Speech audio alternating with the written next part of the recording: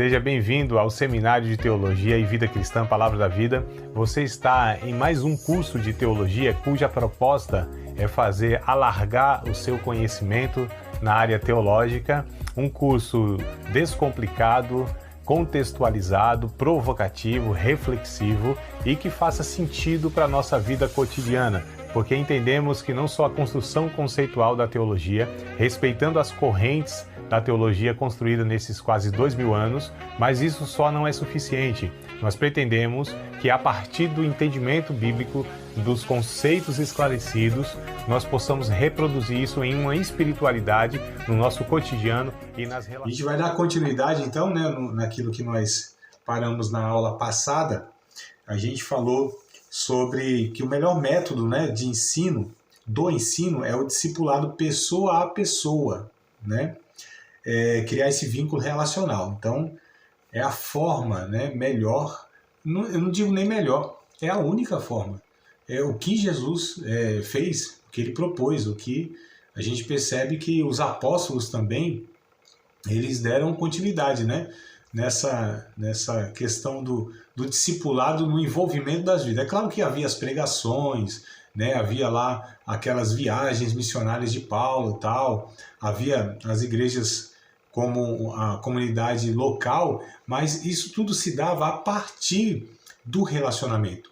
Então, quando Paulo, por exemplo, conseguia ficar em uma cidade sem ser perseguido a ponto de ser jogado para fora, enxotado, ele ficava lá 3 anos e meio, Então, há cidades que ele permaneceu o maior tempo possível, É que nem sempre, ou quase sempre, não deixavam Paulo, Ele tinha lá a oportunidade de pregar aqui, pregar ali, plantava uma igreja, anunciava o evangelho a algumas pessoas ali, elas aceitavam e perseguiam ele era expulso, tinha que fugir para outras cidades, Mas quando ele conseguia, ele se relacionava o maior tempo possível ali, Não só isso, ele retornava àquela cidade para ver como que estavam os irmãos, Sempre buscava informação de um, de outro, Tinha seus cooperadores que sempre informavam, Paulo, a situação daquela igreja está assim, está assado, os irmãos assim, assado, tal igreja está precisando de socorro lá. Então sempre havia esse relacionamento,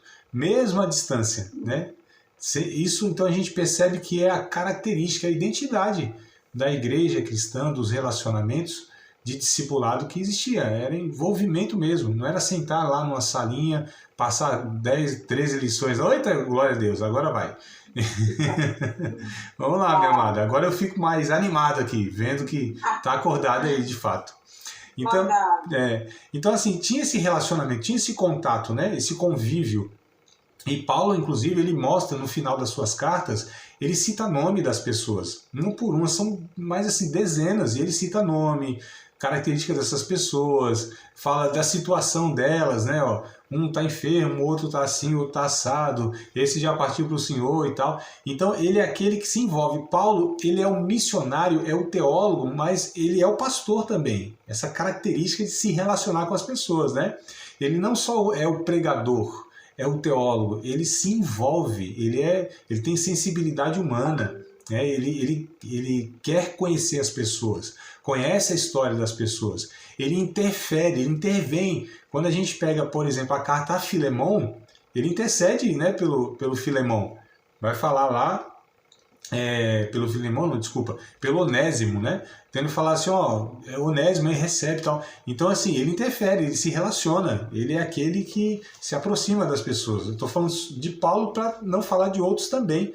que é a mesma característica. Paulo, isso é mais acentuado, que ele escreve mais cartas, Tem lá mais relatos dele e tal. Mas, enfim, pessoa a pessoa. Então, o relacionamento mesmo, andar junto com as pessoas. Esse é o ponto. Aí nós falamos no finalzinho ainda, a psicologia educacional, que é o que nós vamos falar hoje, Ela ocupa-se ao estudo das características e comportamento do educando e dos processos educativos e da matéria. Então é isso que a gente vai ver na aula de hoje, Se der tempo, tudo isso aqui, esses 3 pontos, tá?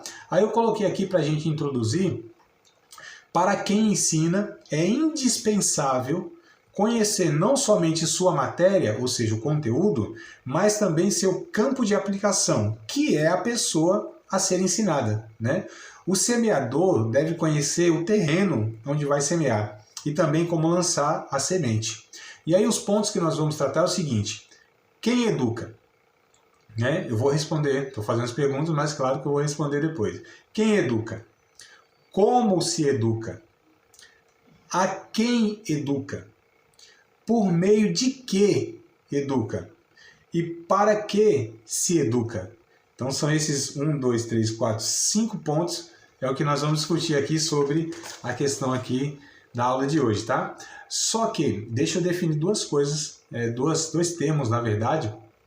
Definir assim, tem outras definições, mas só para a gente, né, ficar aí antenado naquilo que essas palavras trazem aí para nós. Primeiro é pedagogia e didática. O que é pedagogia? Né? É o estudo sistemático da educação. Então, pedagogia é o estudo sistemático da educação, ou seja, nós temos que ser pedagógicos. Tá? Nós precisamos ter um propósito, um objetivo e sermos organizados. Isso que eu chamo aqui de sistema de educação. Isso é pedagogia. Então, pedagogia é um sistema, tá? É uma estrutura organizada. Então, a igreja precisa ser pedagógica, precisa ter uma estrutura, um sistema, entre aspas. Quando eu digo sistema, não é uma coisa fechada, mecânica, sabe? Como eu falei aqui, né? 13 lições, não sei o que e tal. Não é isso, tá? Não é fechado. Mas, minimamente, a gente precisa ter um norte, né? Você precisa ter, pelo menos, um caminho a ser seguido, tá? Um propósito, um objetivo, né? A ser alcançado. Isso é pedagogia. E a didática é a prática do ensino em cada época e em cada lugar. Então, a didática, olha só, é a prática do ensino em cada época e em cada lugar. Ou seja, a didática ela pode ser variada. E deve ser variada, dependendo de quem está discipulando, né? Por exemplo, a didática que a gente usa para uma criança não é a mesma didática para um adulto. A didática que a gente usa para um adolescente não é a mesma didática que a gente usa para um homem maduro, uma mulher madura, um casal ou casais. São didáticas diferentes, né? Essa prática de ensino, ela depende inclusive de cada época. Ah, a gente ensinava assim antes. Tá, antes era assim, mas e hoje? Né? Como que a gente se adequa? Como que a gente se atualiza? Como que a gente se torna ou continua sendo relevante no mundo de hoje? De transmissões ao vivo, né? De tanta tecnologia, de tantos recursos, as linguagens que se usam. Então, como que a gente pode ser? Isso é a didática, ela pode variar e deve variar. Então, em cada época, em cada lugar, nós temos didáticas diferentes. Eu achei muito interessante como que... Professor é um negócio interessante, né? Quem tem essa dinâmica. Nós tivemos aqui o encontro com Libras na nossa igreja de final de semana, sábado e domingo, e aí precisamos usar todas as salas porque nós alojamos lá 48 pessoas, né, lá no prédio da igreja. Vieram aí do Rio de Janeiro, Minas, enfim, outros estados. 48 pessoas alojamos ali. Então todas as salas foram ocupadas. E uma das salas era usada sábado de manhã para a aula de inglês lá. E o professor, até o pastor, né, que é o professor de inglês, ele disse: não, André, pode ficar tranquilo, a sala está liberada lá, e eu vou pegar os alunos e a gente vai sair para a rua. E aí eu vou ensinando para eles, né? Eu vou falando, portão em inglês é isso, né? Casa é isso e tal. Eu falei: pastor, coisa interessante, Jesus fazia isso, né? Os filósofos chamam isso de ensino peripatético, né? Ou seja, a pessoa ela vai andando e os elementos que ela tem no seu redor, ela vai usando aquilo para instruir, para ensinar. É o que Jesus mais fazia. Olha, estão vendo os lírios do campo? Estão vendo aqui? Está vendo? Nenhum deles trabalha. Olha os passarinhos. Tá vendo? Então, Jesus ia usando esse cenário, né, que ele tinha ao redor, ele ia andando e os discípulos ali ao redor ia seguindo ele, né? Tanto é que a ideia do discípulo que segue, né, é aquele que vai seguindo as pegadas, as pisadas do seu Senhor. Enfim, mas essa dinâmica, eu falei: pastor, coisa boa, né? Você viu, sala de aula é uma didática, ir para a rua outra didática. Outras atividades pode-se ensinar diversas maneiras, muitas maneiras nós ensinamos. Então a didática precisa ser apropriada. A didática tem por fim aproximar, olha só que coisa interessante, e ajustar o ideal ao real. Então, a didática tem essa função. Você ajusta o real, nós temos um real. Nossa realidade de vida. Que... Bom, professor. Oi? Não entendi. Falou alguma coisa, irmã Marília? Travou um pouquinho. Mas... já. Tá, então tá bom. Oscila normal, amada. Às vezes, por causa da chuvinha aqui, né? Ou a minha ou a sua, vai oscilar. Só se interromper muito tempo aí seguido, você fala, tá? Mas bora lá, vamos ver se volta aí a imagem e tudo mais. Mas tá ouvindo, né? Tá ouvindo? Se estiver ouvindo, só abre o microfone e confirma. Não, tá tudo certo. Então ótimo, vamos lá. Então, a didática, ela tem essa finalidade, né? Encontrar um meio, tá? Formas, né? Ferramentas para que ajuste o real do ideal. Então, geralmente o real, a nossa realidade não é o ideal de Deus. Nossa vida, nossa condição, né? Ela não é o ideal, é um real. Então, nós partimos desse real e cada um tem a sua realidade. É por isso que a didática ela não é uma regra, não é uma régua onde todo mundo vai embaixo dela e se ensina para todo mundo da mesma maneira. O discipulado, entre aspas, é personalizado, no sentido que cada um é uma pessoa com as suas questões, seus limites, características, histórias, traumas, enfim, né? É um indivíduo. Então, precisa ser contemplado como tal, na sua realidade. Então, eu posso ter para um indivíduo uma resposta sobre um determinado assunto ou uma questão e para outro outra resposta, porque aqui está envolvido coisas, tem elementos diferentes desse. É por isso que tem que ser individual mesmo, é pessoa a pessoa, é se relacionar, é se aprofundar na vida dessa pessoa, é conhecer a sua história, sua trajetória, o porquê que chegou até ali, por que está nessa condição, quem é essa pessoa.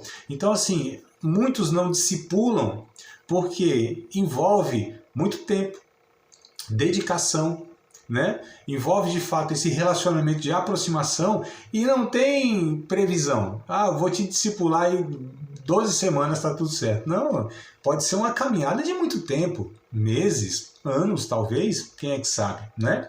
E nessa continuidade, inclusive, né? E é claro que isso também não tem uma regra, tem que ser toda semana, de 15 em 15 dias, também não tem. Então isso vai ter que se adequar à realidade de cada um. Né? E a vida da realidade de cada um precisa ser ajustada ao ideal de Deus. Então a proposta é essa, a didática tem essa finalidade, né? Vamos aqui entender a realidade da sua vida, entender inclusive a sua trajetória, a sua história, e aí vamos buscar ajustar isso, levar ao ideal de Deus, como eu disse, pode durar até uma vida toda, tá certo? Então a didática cristã tem como objetivo, né? E pretende, olha só que coisa interessante, conta, né, com a transformação do Evangelho do Espírito, através do Espírito Santo, tá? E procura ajustar então o real ao ideal e não o ideal ao real. Então a gente não adequa a vontade de Deus à pessoa, a gente adequa a pessoa à vontade de Deus, que infelizmente hoje a gente vê em muitos casos muitas igrejas, pregações, né, de conceitos, fazendo o contrário, adequando o evangelho às pessoas, aos interesses pessoais. Não, as pessoas precisam ser ajustadas à vontade de Deus. A vontade de Deus, a palavra de Deus, a verdade de Deus, ela não é ajustável às pessoas. É as pessoas que precisam ser moldadas e se moldar pela palavra de Deus, não é? Então, assim, a palavra de Deus, ela é absoluta, a vontade de Deus é absoluta. Ela precisa ser, de fato, aplicada na vida das pessoas, mas como eu disse, cada um tem sua realidade, então isso precisa ser trabalhado na sensibilidade, na sabedoria, né? Entendendo que aquele indivíduo precisa ser tratado, conduzido, guiado de uma forma diferente. Eu estou falando forma, não estou falando de conteúdo. Conteúdo é imutável, a palavra de Deus, né? É o ideal de Deus, é o padrão de Deus. Mas a forma, a maneira, o ritmo, tudo isso precisa ser analisado, né? Então, a gente só para definir o que é pedagogia, o que é didática, tá? E o propósito de cada um. Então, vamos lá. Quem educa? Quem deve educar? Quem deve discipular? pais e professores. Pais e professores. Pais, filhos, professores, né, os alunos. Quando eu digo professor, não estou falando professor de formação apenas, mas alguém que ensina e tem a habilidade para ensinar. Não é todo mundo que vai discipular de uma forma adequada, levar as pessoas à maturidade. As pessoas precisam minimamente se capacitar, né? Infelizmente, tem alguns movimentos chamado aí de MDA, por exemplo, G12, MDA, M12, né? Eles se propagaram assim de 3 décadas, 30 anos para cá, de uma maneira muito grande aqui no nosso país, né? Em algumas regiões mais do que outras. Aqui na nossa região, por exemplo, do Espírito Santo, eu sei que isso se propagou demais, né? MDA, G12, M12. Essas propostas, né, cada uma tem lá suas especificidades, seus pontos, né? Mas o César Castellanos, vindo da Colômbia e tal, nessas propostas, elas não são adequadas porque elas não respeitam, tá, essa diversidade e essas limitações de alguns. Pensam que todo mundo vai ser um discipulador no sentido de um ensinador ou um líder. Não tem como, né? Cada um tem suas características. Nem todo mundo vai ter essa condição, a didática, vai ter esse poder pedagógico, né? Vai ser uma pessoa madura que saiba lidar com questões. Porque assim, o discipulado é se aprofundar na vida das pessoas. Então essas pessoas que discipulam, elas precisam minimamente buscar uma capacitação. Essa história que o Espírito capacita, é fato? O Espírito capacita tudo. Mas o Espírito usa o quê para nos capacitar? Usa ferramentas humanas, pedagógicas, não é? Então a gente percebe que pessoas têm suas limitações. Vamos pegar 2 personagens bíblicos apenas no Novo Testamento, Paulo e Pedro. Deus usou os 2? Fato que usou os 2. Mas olha a envergadura, a dimensão, o alcance que Deus usou Paulo em relação a Pedro. Pedro era muito limitado, intelectualmente limitado, né? Alguns dizem, inclusive, que nem escrever ele sabia. Quem escreve suas cartas, possivelmente, é o Marcos, né? E agora Paulo, uma pessoa assim, humanamente capacitada, mas ao extremo da sua época, né? E aí algumas pessoas pensam, mas é capacitação humana. Mas, meu Deus do céu, não é possível que as pessoas não compreendam, não abram a sua cabeça para entender que Deus usa as ferramentas e os recursos humanos, porque foi Ele mesmo que capacitou a humanidade, né, para ter esses recursos. Então não é o homem, não é Satanás que dá as ferramentas, é Deus que dá naturalmente. Quando a gente fala naturalmente, por exemplo, que pessoas nascem com tendências e características para exercer certas funções, é nata, né? É nato da pessoa. Então tem pessoas que têm sim suas aptidões para certas atividades. Isso é um fato, meu Deus do céu. É um fato bíblico e é um fato da vida, né? Então a gente percebe biblicamente esse exemplo que eu dei, entre outros que há também, Antigo e Novo Testamento, não só esse, só peguei isso para exemplificar. Como Deus usa, os 2 usa, mas só esse aqui vai ter uma limitação. Deus vai usar, mas limitado. E eu não quero ser limitado nas mãos do Espírito Santo.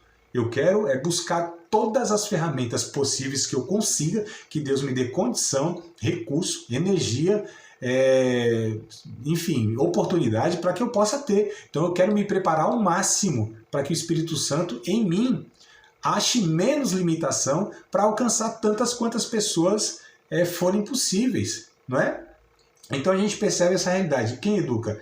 Pais e professores. Em Deuteronômio, capítulo de número 6, verso 1 e 9, que nós já inclusive lemos esse texto, acho que na primeira aula, se não me falha a memória, aqui está exemplificado que os pais que devem ensinar, né? Então capítulo 6, verso 1 ao 9, vai dizer isso, que os pais devem ensinar os seus filhos em casa, sentado em sua casa, andando pelo caminho, deitando, levantando, né? Fazendo íntimo as suas palavras e tal. Enfim, os pais. Efésios capítulo de número 6, versículo de número 4, Antigo Testamento, Novo Testamento também traz essa orientação, esse conselho, essa informação e essa verdade. lá no capítulo 6 de Efésios, verso 4. E vós, pais, não provoqueis a ira dos vossos filhos, mas criai-os na doutrina e na admoestação do Senhor. Então os pais devem ensinar os seus filhos o caminho do Senhor, ensinar a vida e tal. 2 Timóteo, capítulo 1, verso 5, a gente também vê, 2 Timóteo, capítulo 1, verso 5, a gente também vê essa dinâmica familiar para o ensino, né? Diz assim, ó, Paulo está falando ao jovem Timóteo, ao jovem pastor Timóteo, trazendo à memória a fé não fingida que em ti há, a qual habitou primeiro em tua avó Loide e em tua mãe Eunice, e estou certo de que também habita em ti. Então a gente percebe aqui, ó, a avó, a mãe ensinando Timóteo. E olha só que coisa curiosa, aqui mesmo em 2 Timóteo, no capítulo 3, verso 14 e 15, o Paulo continua a dar essa ênfase, né? A lembrar Timóteo isso. Ó. Tu, porém, permanece naquilo que aprendestes, de que fostes inteirado, né? Ou assegurado, sabendo de quem o tens aprendido, e que desde a tua meninice sabe as sagradas letras, que podem fazer-te sábio para a salvação pela fé que há em Cristo Jesus. Olha que coisa curiosa. Então, desde menino, Timóteo foi ensinado pela sua avó, né? Pela sua mãe. Timóteo, ele era filho de uma mãe judia e o pai grego. Então, seu pai aqui não é nem destacado, parece que, de fato, o pai não exerceu, como um pai judeu, por exemplo, deveria fazer, né? Esse pai de Timóteo possivelmente não foi aquele que se dedicou a isso. Mas a sua mãe, sim, por ser judia, por entender. Os judeus entendiam o valor da instrução. Você não tem um judeu sequer, um filho de um judeu praticante do judaísmo, né? Porque você tem judeu que não é praticante do judaísmo, né? Tem muitos que são judeus, são israelitas, né? Israelenses, nasceram lá em Israel e tal, mas não são praticantes do judaísmo, né? Então, algumas pessoas às vezes pensam que assim, só por ser judeu já é do judaísmo. Não é. Na verdade, há uma porcentagem muito grande, para não errar agora, eu até vou falar aqui, mas já sabendo que não é exato isso aí não, mas depois eu faço aqui a confirmação e mando para vocês no grupo, tá?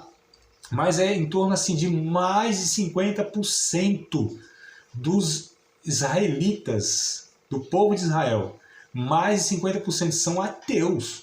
Eles nem acreditam em Deus. Então não é por ser judeu, é um devoto, é um adorador de Yahvé. Não é isso. Mas aqueles que são, né, aqueles que de fato professam o judaísmo, eles sabem da importância do ensino. Né, você tinha as escolas antigamente, né, vários níveis. Eu estou falando, não escola nesse formato que a gente tem e tal, não. Estou falando lá da época mesmo dos judeus, Antigo Testamento e tal, até da época de Jesus ainda havia essa estrutura de escolas, né, por etapas, até aqueles que se destacavam iam estudar com rabinos reconhecidos, como é o caso de Paulo, que estudou Gamaliel. A gente vê todas essas realidades aí na Bíblia também. Mas a questão é a importância do ensino. Uma igreja cristã que ela não tem um projeto pedagógico, uma igreja cristã, evangélica, que não tem ações, ênfase, programas, como identidade da igreja ali, pedagógica, de ensino, discipulado, instrução, formação de obreiros e etc. e tal, ela está denunciando a sua falência espiritual. Ela está abrindo portas para heresias e ela está propondo uma superficialidade de espiritualidade para as pessoas ali. Está correndo um risco muito grande de serem pessoas que não só não desfrutem de tudo que o Evangelho pode dá-las, mas também estão denunciando a sua derrota futura. Né?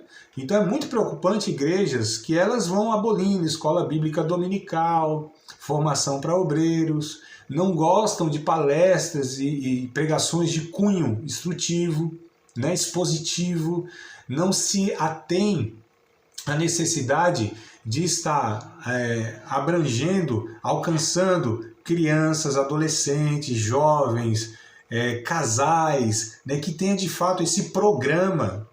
Tá certo? Como eu disse, não só eventuais, não é de evento em evento que se ensina, é um projeto cotidiano de uma igreja. né? As celebrações, elas têm o seu valor, a sua importância e devem ter.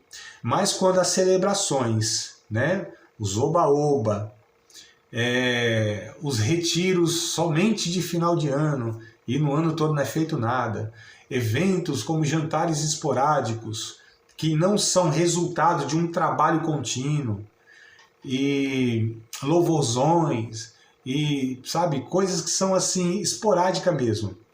Essas coisas, elas não têm solidez, não é uma continuidade de um projeto. São coisas muitas vezes feitas como desencargo de consciência, fizemos isso, fizemos aquilo, mas o ensino, ele é contínuo, ele é a médio e longo prazo, né? E ele tem objetivos direcionados, públicos, linguagem, proposta, temas específicos. Então, se uma igreja evangélica cristã não tiver a visão para essa realidade, ela não será uma igreja bíblica, não será uma igreja relevante, olha só, não será uma igreja séria, né? Não fará diferença alguma na história, e na história que eu digo local, inclusive. Então os pais devem ensinar, primeiramente, isso não deve ser transferido para ninguém. Então nós precisamos ensinar que cada pai cristão, pai e mãe, né? Os pais cristãos, eles precisam ser os primeiros agentes de Deus na vida dos seus filhos. Não é o pastor, não é o líder de jovem, não, esses líderes, esses ministérios agregam, né, acrescentam, mas eles não são os responsáveis prioritariamente se a família é cristã, se o pai é cristão, né, se o casal lá é cristão. Não tem como transferir essa responsabilidade, tá?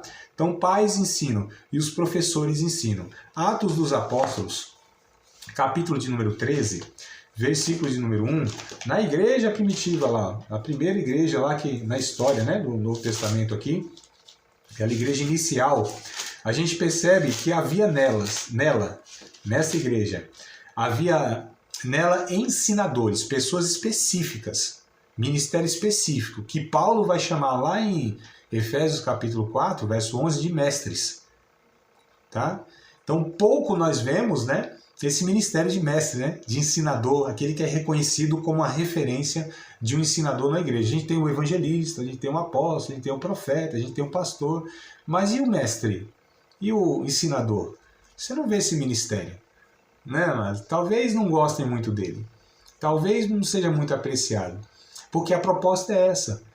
A proposta, de fato, ela é uma proposta a longo prazo, é de lidar com as questões sérias da vida, é se aprofundar nelas, é questionar tudo mesmo. Então, assim, a gente vive num tempo, dentro de igreja, que se você questionar alguma coisa, você não é muito bem visto. As pessoas não querem ser questionadas, não querem ser repreendidas, exortadas, né? Então é muito preocupante isso. E aí o texto vai dizer o seguinte, Atos 13:1. Na igreja que estava em Antioquia havia alguns profetas e doutores. Havia profetas e doutores. A saber, Barnabé e Simeão, chamado Níger, e Lúcio, Cirineu, e Manaém, que fora criado com Herodes, o tetrarca, e Saulo. Saulo também aparece aqui como sendo... Aqui a gente não sabe quem é quem, né? Depois, lógico, a gente sabe que Paulo ele também tinha esse ministério, tanto de profeta. Paulo era tudo, né? Então, em Paulo, Deus assim foi abundante nos dons. Até mesmo pelo projeto que tinha através da vida dele. Dizem, né, os comentaristas que Paulo tinha todos os dons ministeriais e carismáticos, né? Diz aqueles que estudam melhor a vida de Paulo mesmo, se aprofundam na vida do apóstolo Paulo, dizem que ele exercia, ele tinha de fato a capacitação do Espírito Santo de todos os dons ministeriais, ou seja, apóstolo, profeta, evangelista, pastor e doutor, e ele tinha as 9 manifestações na sua vida dos dons carismáticos. Ó. Então, era diferenciado, né, amada? E a gente vê aqui, ó, Atos 13:1, Romanos capítulo 12, versos 6 a 8. Romanos 12, falando sobre os professores. Então havia a função de mestre, tá bom? Na igreja primitiva a gente percebe isso. E lá em Romanos capítulo 12, verso 6 ou 8, nós lá também percebemos esse ministério objetivo, né? Capítulo de número 12, verso 6 ao verso 8. De modo que, tendo diferentes dons, segundo a graça que nos é dada, se é profecia, seja ela segundo a medida da fé. Se é ministério, seja em ministrar. Se é em ensinar, haja dedicação ao ensino, ou o que exorta, use esse dom em exortar. O que reparte, faça-o com liberalidade, o que preside com cuidado, o que exercita a misericórdia com alegria. Então, olha só, dentre os dons aqui, nessa lista de Romanos, capítulo 12, verso 6 e 8, tem o dom, o ministério de ensino, né? Então, a gente percebe esse ministério específico.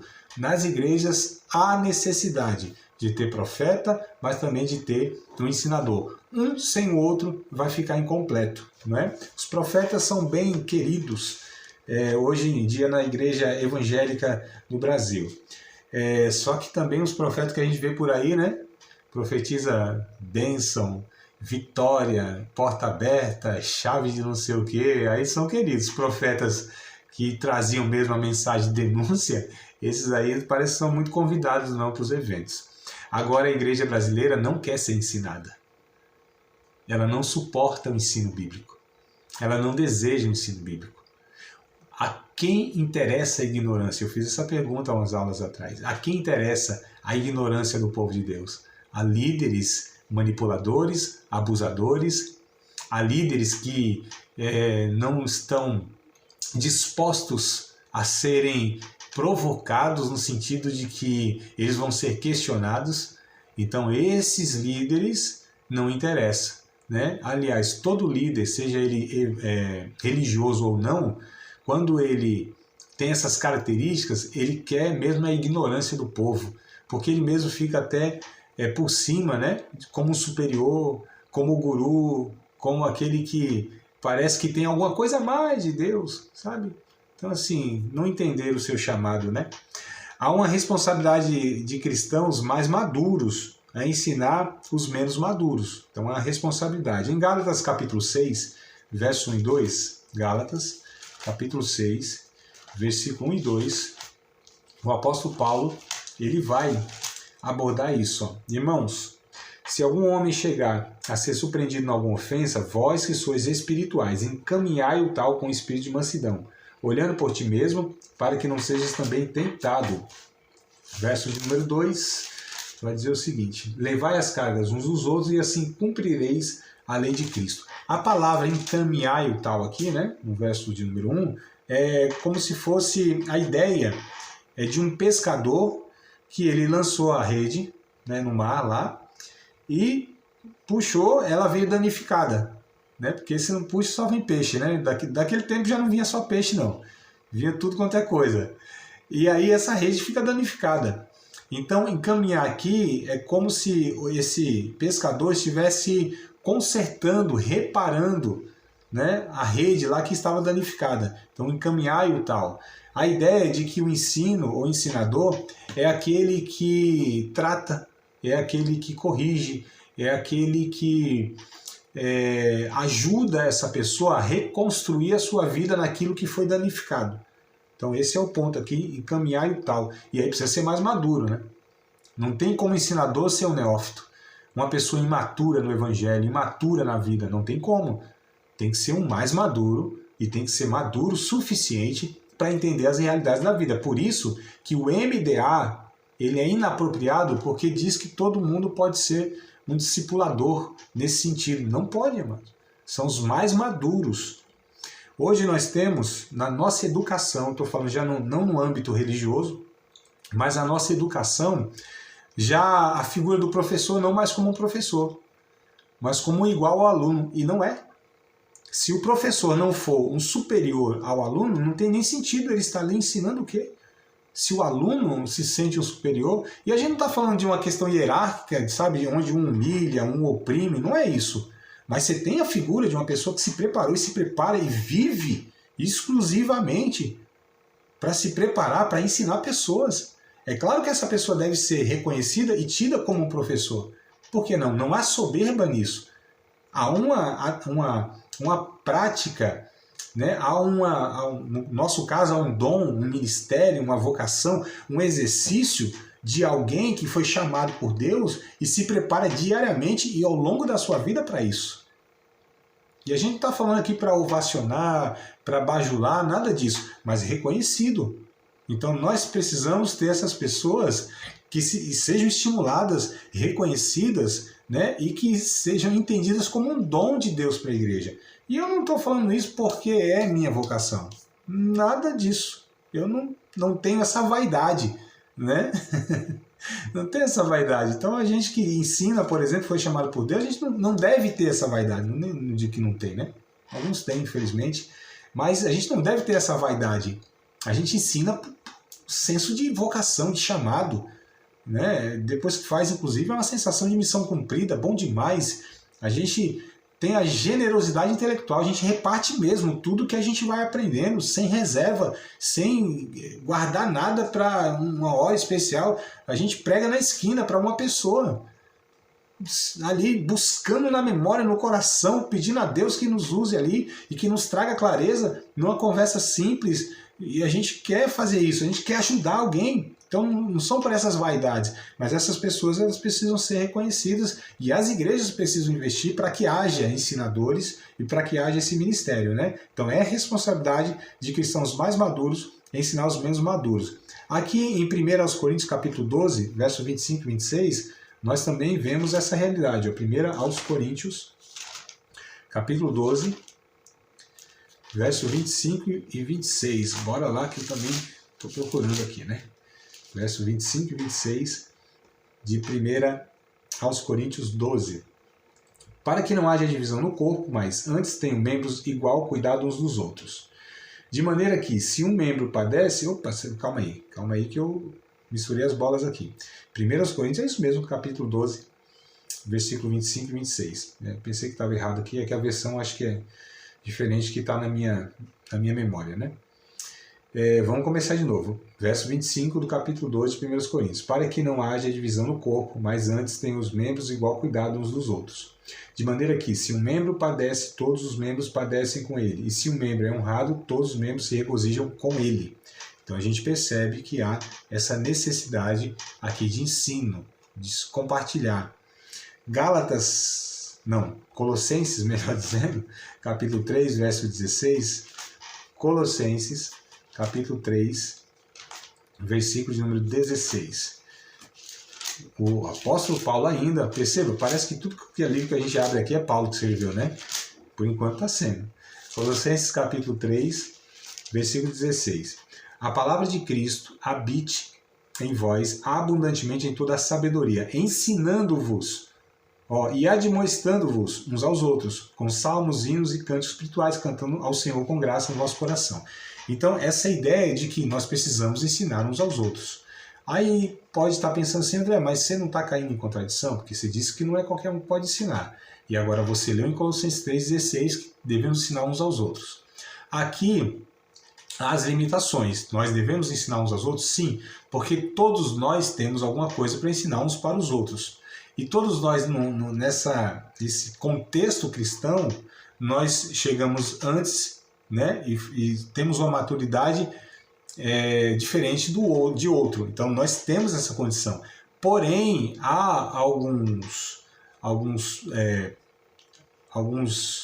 momentos, não só momentos, algumas situações e alguns casos que aí há limitações de ensinar uns aos outros. E aí demanda de fato uma pessoa muito mais experiente. Um pastor, um conselheiro, né, um líder específico, porque nós devemos estimular uns aos outros a de fato estar compartilhando, ensinando.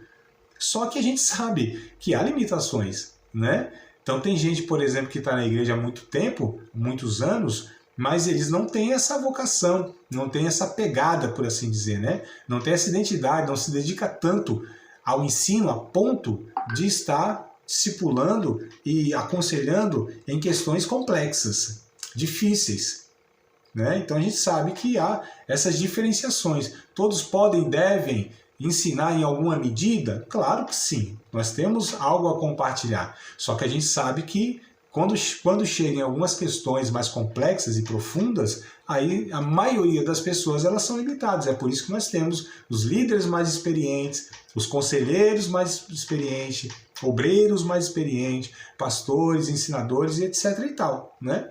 É assim que é a realidade da nossa vida, inclusive, tá? Então eu falei quem educa, tá? Pais e professores. Como se educa? É o segundo ponto aqui, né? Ou seja, como? A pedagogia e a didática. Ó, só dei a pincelada lá em cima, já para quando a gente chegar aqui a gente saber do que a gente está falando, né? Então, como se educa? Qual é a pedagogia e como é a didática? Então, se educa pelo exemplo se educa, tá? O discurso, ele empolga, mas o exemplo, ele arrasta.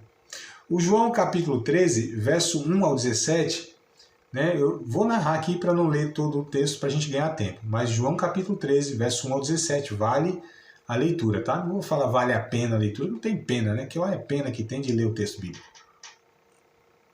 Né? Vale a pena. Oh meu Deus, que pena é esse, que castigo é esse?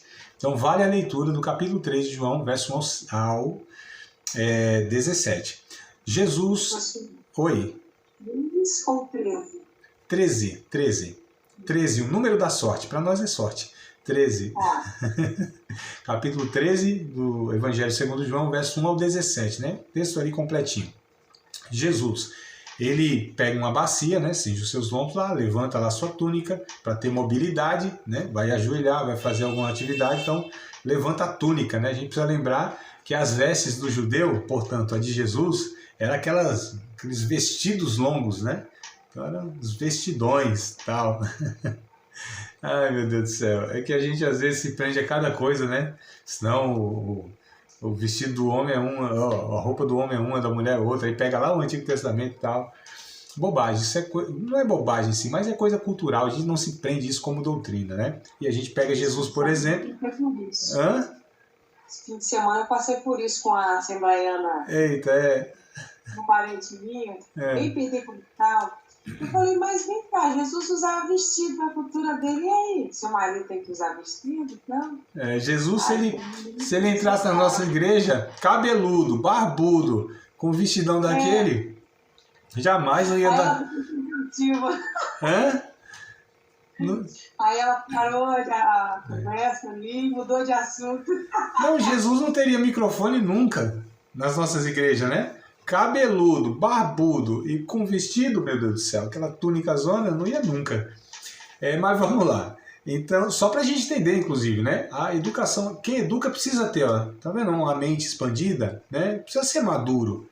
Senão, ele vai fazer o quê? Vai fazer um prosélito, que a Bíblia diz que Jesus reprovou, que os ensinadores da sua época faziam, ou seja, pessoas limitadas na sua cultura, naquela limitação religiosa e sempre o ensinador passava assim, ó, impunha, não é que ensinava como reflexão, como diálogo, como, sabe, não, é isso aqui, ó, tem que ser igual a mim, me imite, né, mas assim, colocando-se como absoluto, então tem que ter muito cuidado, porque como se educa é pelo exemplo, mas a gente precisa entender que esse exemplo nosso não é um exemplo perfeito. É que a gente, quando eu digo aqui se educa pelo exemplo, e pegando Jesus, é nessas virtudes, né? As virtudes aqui. Por exemplo, Jesus estava ensinando o quê? Quando ele pegou a túnica, cingiu os lombos, pegou a bacia, lavou os pés dos apóstolos aí, dos discípulos dele. O que ele estava ensinando? Humildade.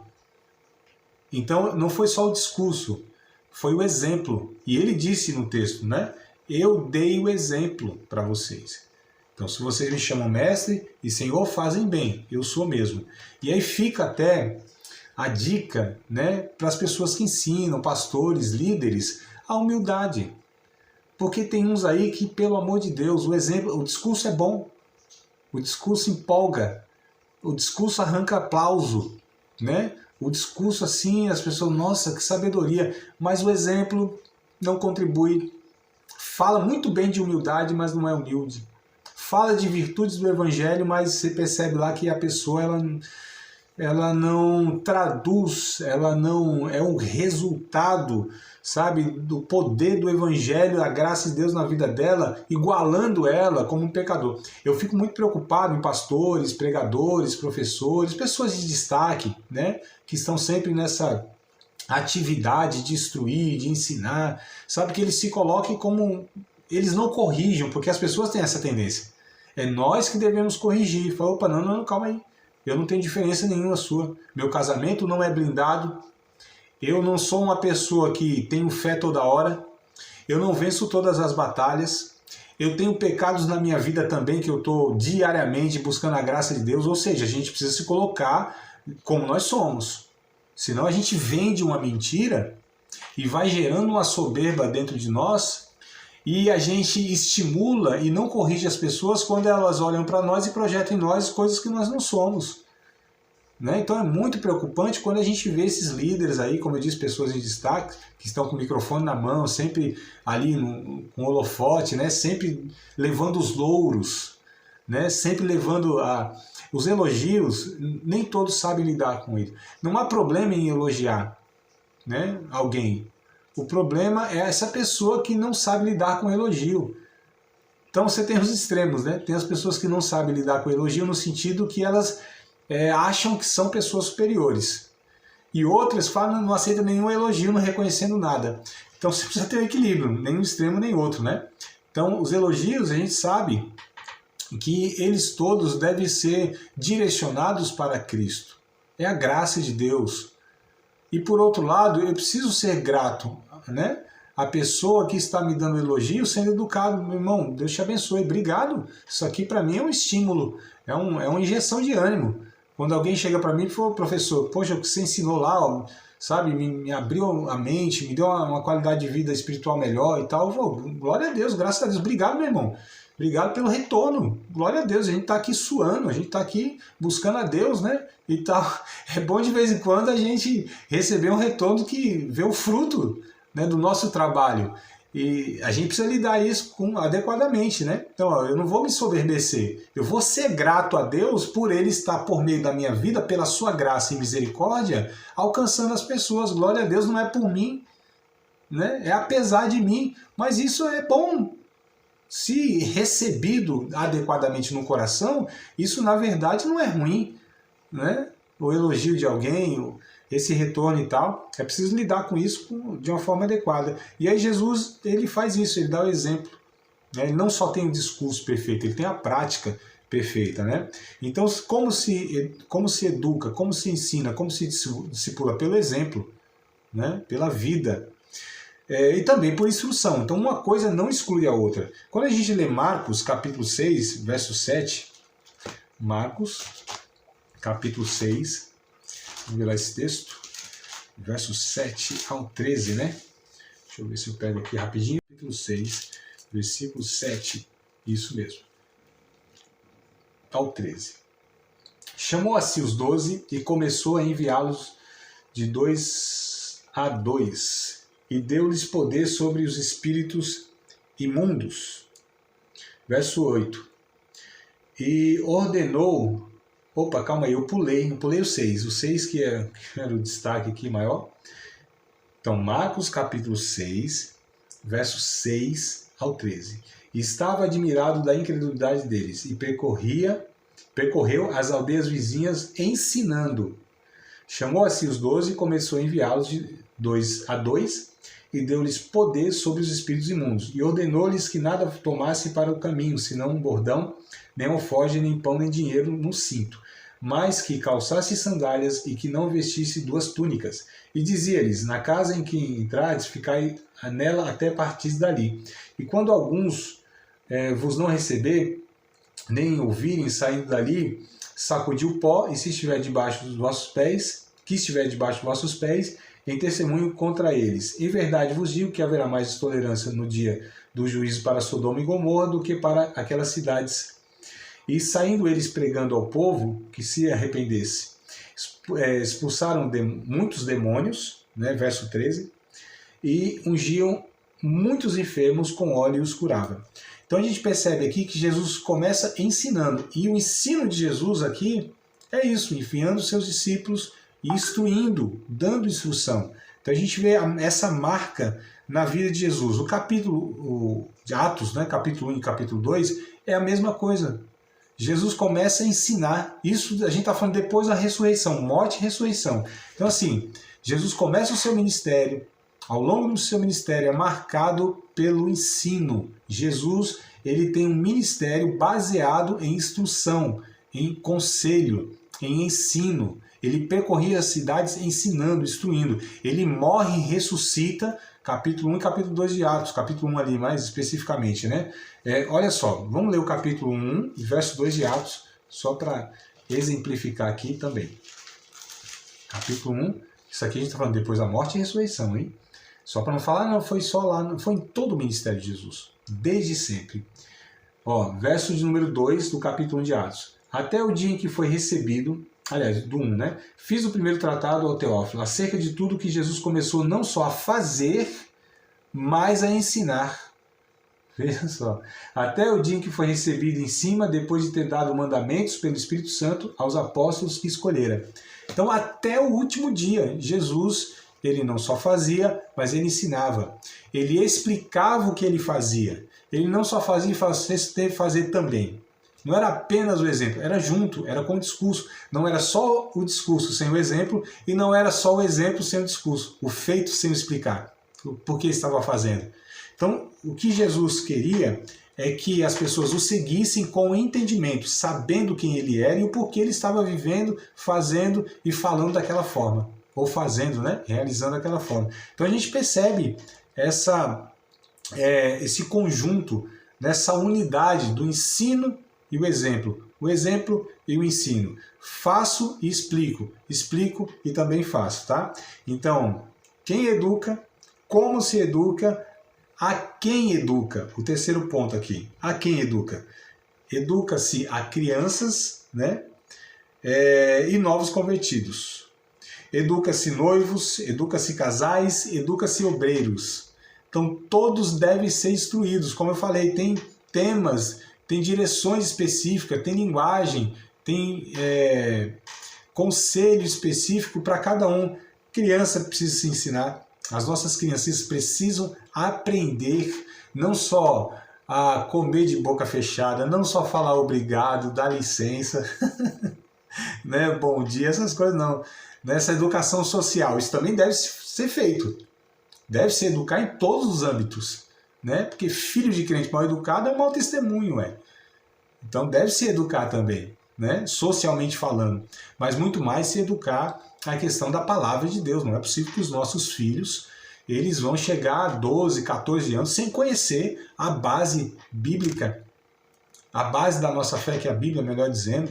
Não é possível que os nossos filhos não conheçam os personagens bíblicos, as histórias bíblicas. Estou falando para serem teólogos, pregadores, nada disso. Mas que eles tenham familiaridade com a palavra de Deus.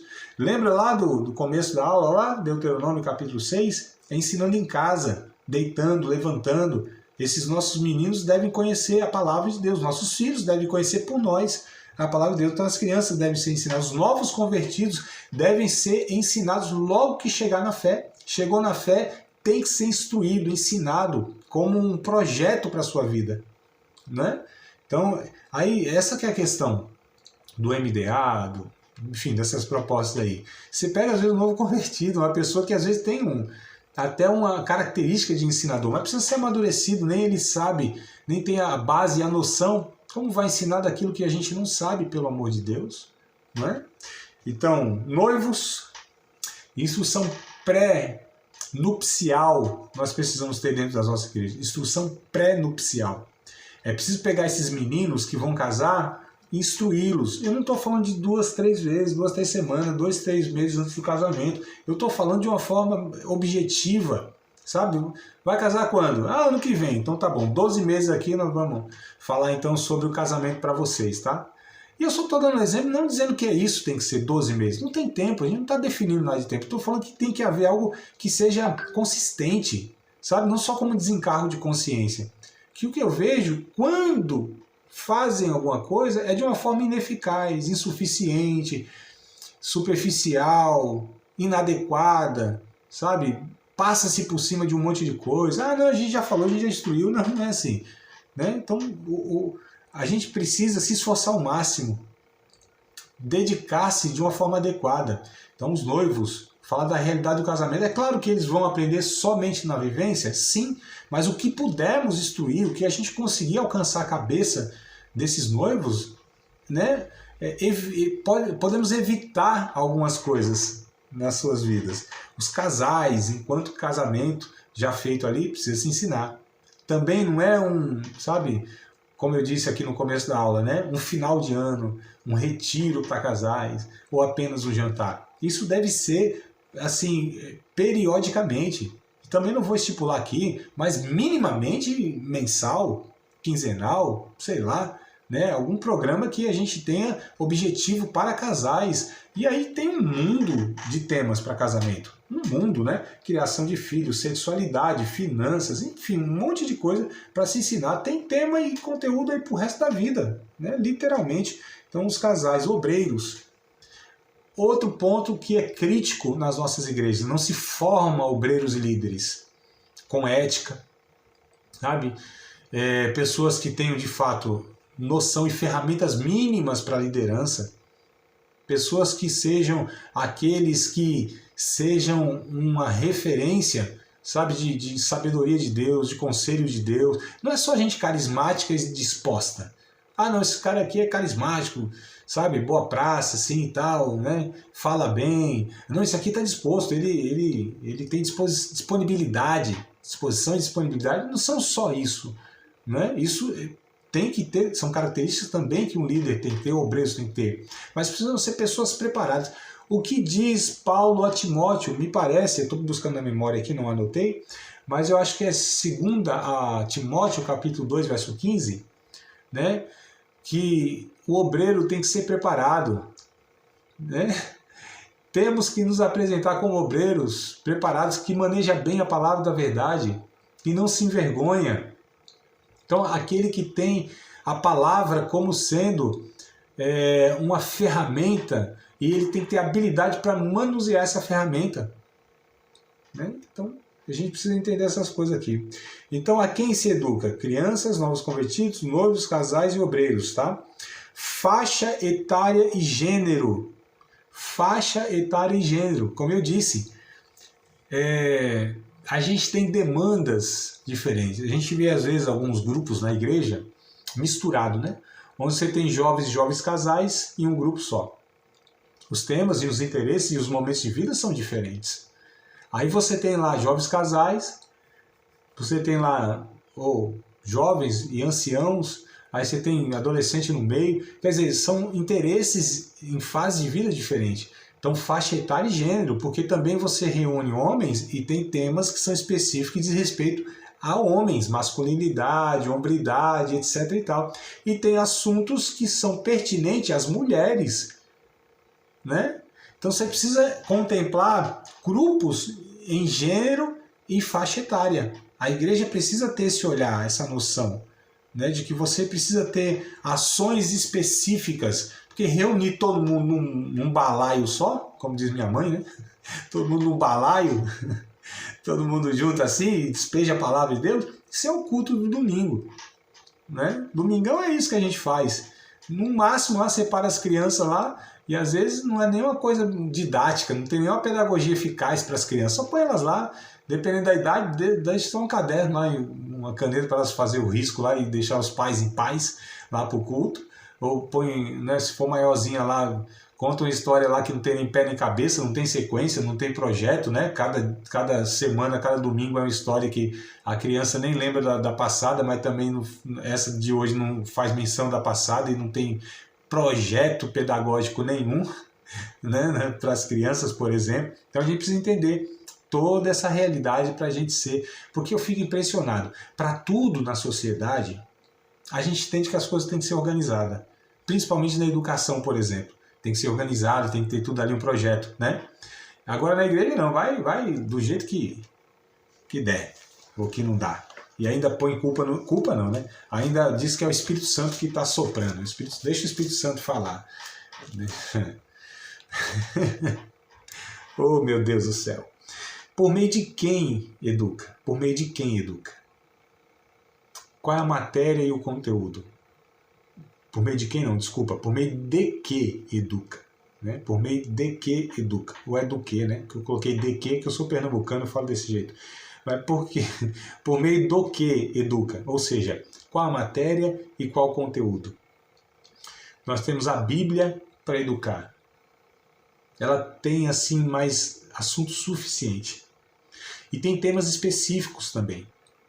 Porque a Bíblia, ela tem tudo aquilo que concerne a vida, a salvação, a espiritualidade.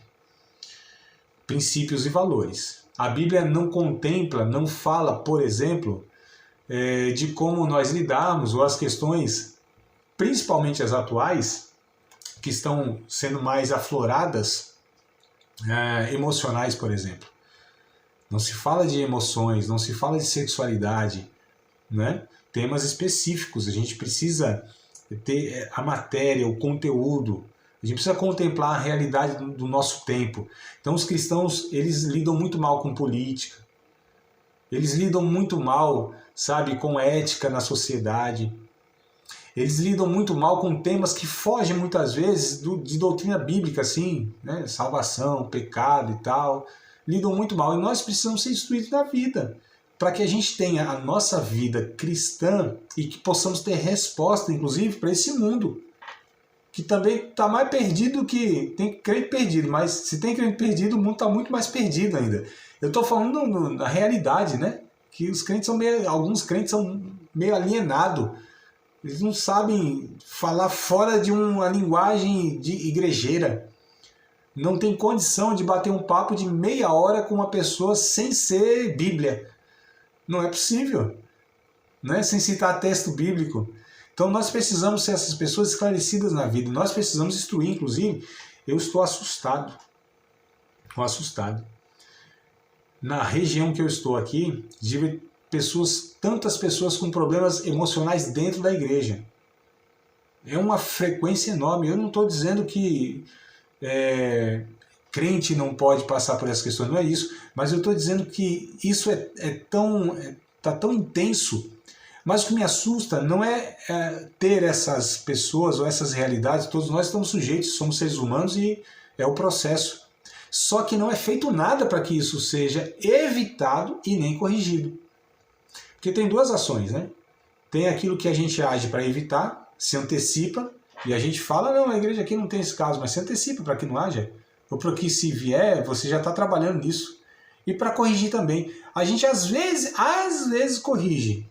Só que muitas vezes a gente é corretivo e não é preventivo. Então tem duas ações, preventiva e corretiva. E eu não vejo nenhuma nem outra.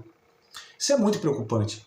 Porque quer dizer que nós não estamos dando atenção, dando importância, talvez nem enxergando, e não vamos fazer nada para que isso seja corrigido, evitado, amenizado.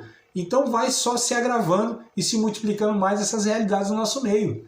Então o que a gente está sujeito a tudo, a gente recebe tudo, está tudo certo nesse sentido. Só que quando chega essa realidade, qual a proposta que nós temos para que isso seja amenizado, resolvido, tratado?